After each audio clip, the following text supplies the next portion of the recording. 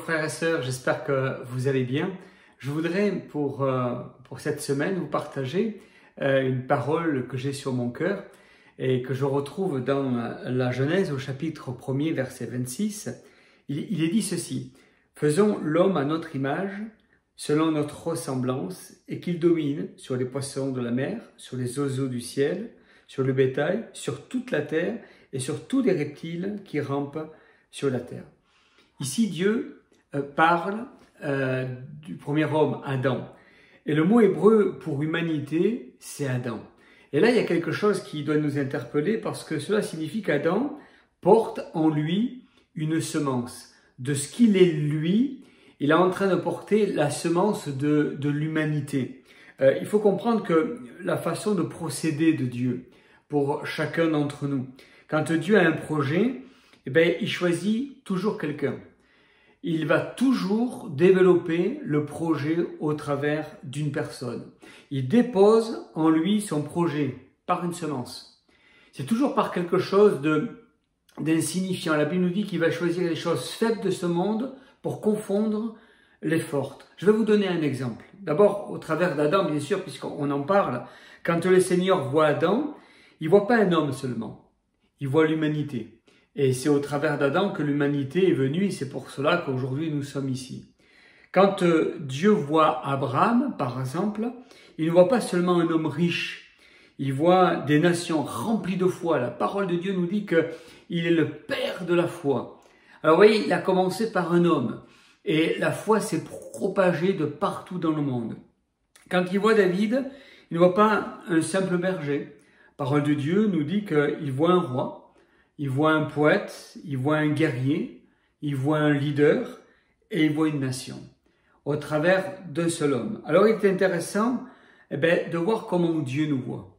Est-ce que vous arrivez à percevoir comment Dieu vous voit? Vous avez une semence, vous avez quelque chose qui est déposé là. Comment Dieu vous voit? Quand Dieu te voit, il ne voit pas seulement la semence. Il voit quelque chose de plus grand. Il voit ce que tu vas devenir à un moment donné de ta vie. Dieu voit en toi le résultat de quelque chose de glorieux. Dieu voit en toi le futur. Vous voyez, bien souvent, nous avons une semence, mais on n'arrive pas trop à percevoir les choses. On ne sait pas exactement la forme que ça va prendre. Mais lui, Dieu, voit plus que la semence. Il voit quelque chose de glorieux. Je vais vous donner un exemple. L'église d'Amiens. L'église d'Amiens, quand Pasteur Tony a partagé le projet à l'église, vous aviez juste les formes, une image un peu floue de ce projet. Et ça, c'est la semence. Et puis est venue la réalisation de cette semence. Et vous en voyez aujourd'hui les fruits, le résultat, c'est quelque chose d'extraordinaire. Ça, c'est le résultat. C'est le résultat d'une semence qui a été semée dans un cœur, dans un homme, et ça s'est développé, ça s'est réalisé de manière extraordinaire. Dieu a planté en toi son projet pour ta vie sous forme de dons, de talents, et de choses extraordinaires pour ton cœur, mais aussi pour ton futur. Alors ne regarde pas seulement à la semence. Regarde aussi à l'arbre que tu vas devenir. Vous savez, j'aime bien expliquer que souvent, je ne sais pas si ça vous est arrivé d'aller acheter des semences dans un magasin. Vous avez souvent dans les sachets de semences, à l'extérieur, vous avez l'arbre qui va devenir. Eh bien, c'est exactement ça. Dedans, dans votre corps, dans votre cœur, vous avez la semence, mais Dieu voit ce que tu vas devenir. C'est comme ce sachet, le résultat de ce que va devenir cette semence. Alors rappelle-toi, tu portes en toi le projet de Dieu.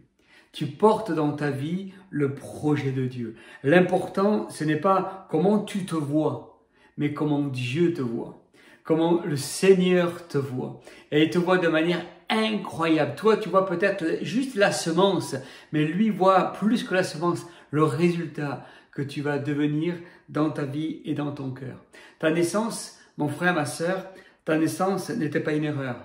Ce n'était pas un accident. Ce n'était pas un contretemps. Tu n'es pas une pièce rapportée. Tu es au timing divin. Tu es voulu de Dieu. Tu es aimé du Seigneur.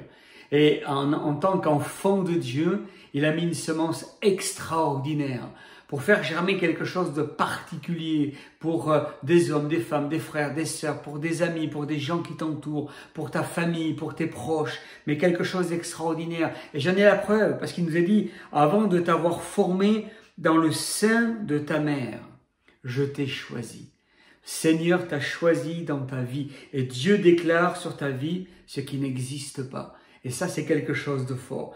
Jérémie chapitre 1er, au verset 5, il est dit « Je t'avais mis à part pour me servir avant même que tu sois né, car je t'avais destiné. » Le Seigneur nous a destinés. Il t'a destiné à quelque chose d'extraordinaire au travers de cette semence. Et je vais terminer en disant que tu n'es pas un accident. Tu n'es pas une erreur. La semence qui est en toi va faire germer quelque chose que Dieu a prévu pour cette génération, afin de toucher, d'impacter, de transformer. Peut-être que tu t'es posé la question, mais à quoi je sers sur cette terre? Eh bien, tu vas servir à quelque chose d'extraordinaire et de glorieux sur ta vie. Alors, je voudrais juste te dire, lâche prise. Lâche prise, laisse Dieu déterminer ton avenir. Lâche prise et laisse Dieu agir au plus profond de ton cœur, car tu portes en toi le projet de Dieu. Que Dieu te bénisse au travers de cette semaine et que tu puisses réaliser toutes ces paroles au travers de ce que je viens de partager.